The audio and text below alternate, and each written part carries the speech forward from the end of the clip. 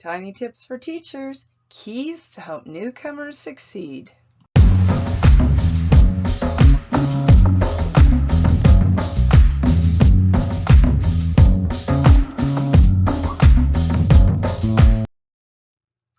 There are 5 things you can do regularly to help your newcomers be successful.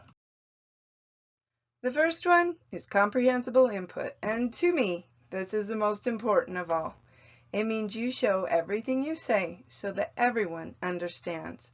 Using visuals, realia, which are real things, like if you're talking about apples, you have a real apple. Gestures, pointing, showing, demonstrating.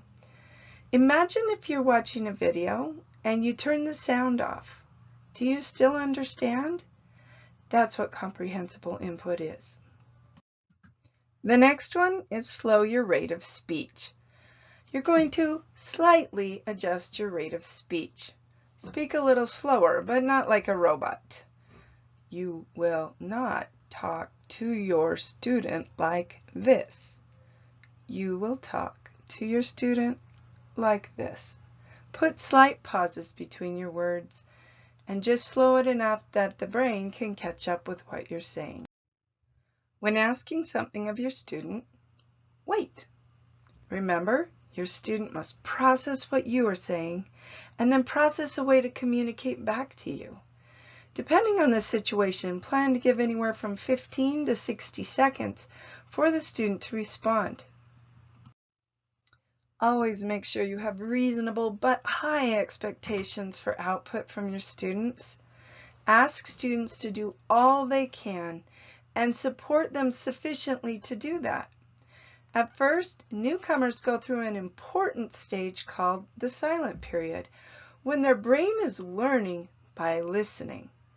It can last a few hours to several months, depending on the student. Production during the silent period? Wait, you ask. It's a silent period. Well, even during this silent period, you can expect some language production. It might be in the form of drawings, pointing, words, or simple phrases. The important thing to remember, though, is to warmly and regularly insist on some form of communication which the student can handle. Let me give you some examples to make this more clear. This is an example where the student produces language without speech. In math, we are solving fraction problems, and my newcomer had this knowledge already from where he came from. And he can draw a solution on the paper or on the board to share with the class.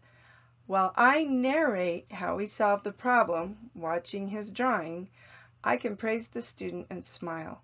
Writing is a form of communication. Here is an example where I ask my newcomer, still in her silent period, to use speech. My newcomer has been in my class for 2 weeks.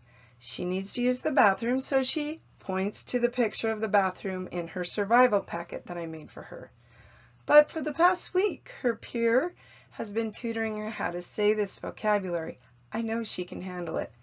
So now, instead of just letting her point, I ask her, what is that? Bathroom, she says. I smile and nod. Tiny tips for teachers. Please like, subscribe, and share if this was helpful to you. Auf Wiedersehen.